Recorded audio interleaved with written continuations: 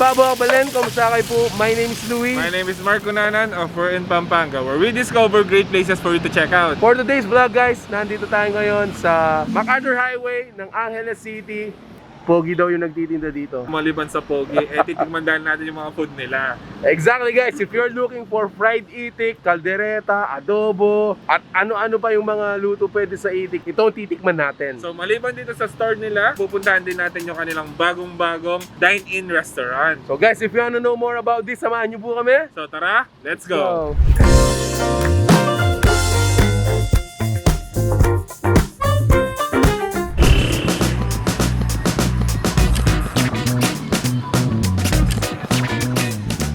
Nakatingin na ba kayo ng itik guys?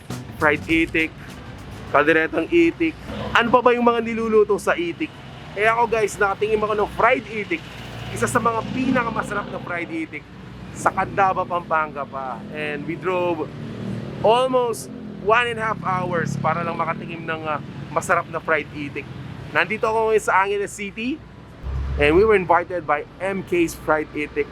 Eh, titikman natin, may iba-iba daw sila mga dishes ng or luto ng itik. So tara, samahan nyo kami, let's go!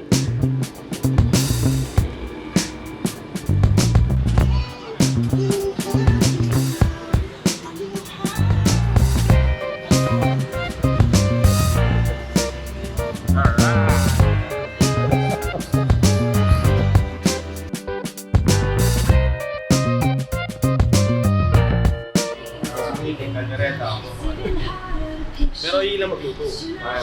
Abenta ko vlog sir, nalagyo mo. Wala niya ako eh. Yeah, Kevin Diaz. May gumpisa yung business mo, sabi mo natin, kolong-kolong. May kolong ko. Wow. King guys, King Marisol. Ngayon ipila ng branch. Adwa na pa, yating mo Adwa. ng King. Pero ay siya. Okay yan mo, sir. Wow. At buli ko sabihin, may nipat king talagang minasel out na eh. Wow. Ano ba tayo niyang yakong gili talaga? Kinaya. So, eto yun guys. Eto yung sa loob ng MK's Fried Itik. So, if you notice, di siya intimidating. Actually, dami dito guys na nag-chill out. Meron pa nga siyang online sabo ngayon, no? And eto nga pala yung menu nila. So, meron tayong adobong itik, laman loob ng itik, itik with rice, adobo, itik, guys, kaldereta, ginataan. And dun sa mga hindi naman gusto yung itik, eh may iba pa rin silang mga menu dito like lechon kawali, chop suey, fried chicken, pork and chicken, available din pala sila dito. But of course, pinaka best seller nila is yung sa mga itik natin. Papapasukan nila tayo sa kanilang kusina and tingnan natin how the magic happens inside. Let's go!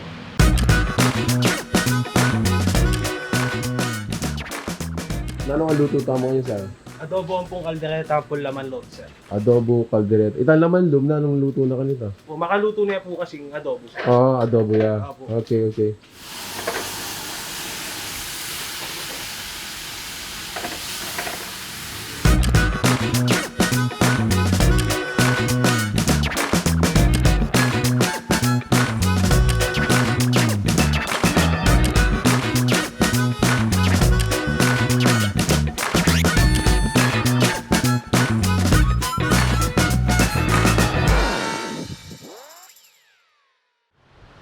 Alright, so yun nga guys, from the kitchen, straight to our table, ito na yung kakainin natin for today. So again, nagpapasalamat kami kay MK's Fried Itik for inviting us. Grabe naman yung nasa table natin. Actually, tingnan mo naman sa table natin, nakaka-excite silang kainin. Kasi from the fried itik, meron tayong mga iba-ibang variation dito. So meron tayo dito adobong itik, kalderetang itik. Ano ako dito eh, medyo... Hesitant? Hindi na hesitant, pero something interesting na first time ko palang titikman yung laman loob. Yes. Hindi naman kayo mahilig sa itik. Meron silang mga pork, like chicharong bulaklak, and lechong kawali. Siguro umpisan ko dito sa kasi masarap to na na crispy. Yes, yung kanilang chicharon, bulaklak. Bulaklak. Suka na to guys, pinakurat. Homemade din to. Lahat actually ng ingredients dito are homemade from the owners. All suka, and let's taste it.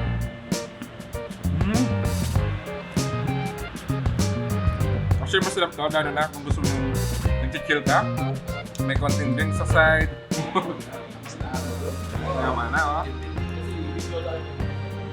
Mini. Toyo at yung ganito po.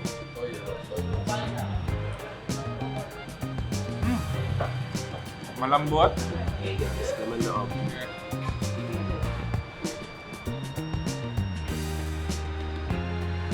Toyo.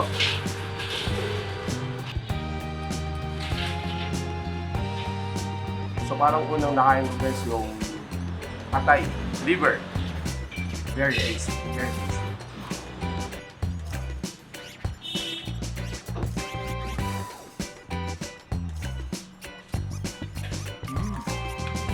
So, Mark, when was the last time na nakatim ka ng itik? Actually, hindi ko na matandaan kailan yung huli. So, sobrang tagal na. Sobrang tagal na, and napakadalang lang kasi sinaserve yung mga itik sa mga restaurant. Dito, mga taga-Angeleño, mag-enjoy sila.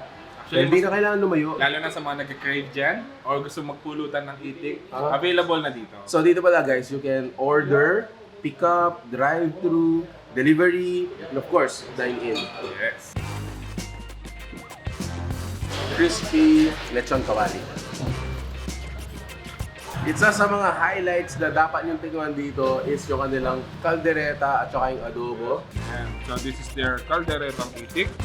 So, as you could see naman, no, kita nyo na yung legs. So syempre, tingnan natin.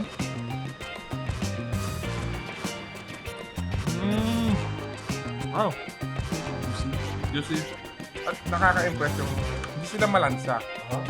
Let me get this one. Drumstick din ako. Eto guys.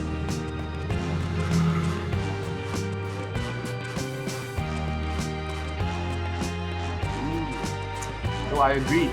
Difference niya sa chicken guys, yung meat nito is mas denser, no? Mas yung fiber niya is very evident.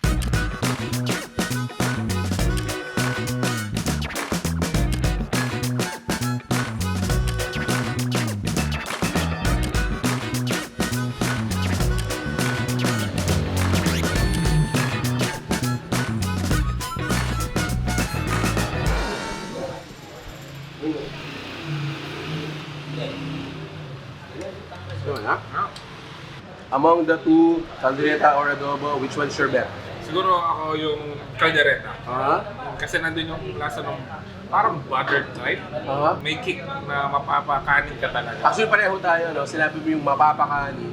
And this one is perfect, not just for pulutan. Parang pang-ulam na. Yes. Yung kanilang itik is one of the best itik dito sa Angeles City. I mean, one of the best dahil sobrang dalang lang talaga ng mga nagsaserve nito. At yung mga nagkikrave nga ng mga ganitong exotic, eh, available siya dito. So, hindi lang yung mga locals yung mga nag-enjoy dito, tama? Even yung mga foreigners, yung mga celebrity na kilala din. The time na talagang maraming tao na dito, eh, sobrang jam-pack na to. Yes, so MK's Fried Itik is located dito sa may Santo Entiero Street, Santo Cristo, Angeles City. So ang pinaka-landmark niya is yung Coronaria de Pangilinan. And they're open from 3 p.m. until 5 a.m. the following day. The following day. Thank you so much for being with us in this video. If you like it, please give it a thumbs up, share it with your friends, and we hope to see you here. So that's it. Thank you for watching. We're in Pampanga. Until our next discovery. Peace out. Busin ba namin daw guys? Bye!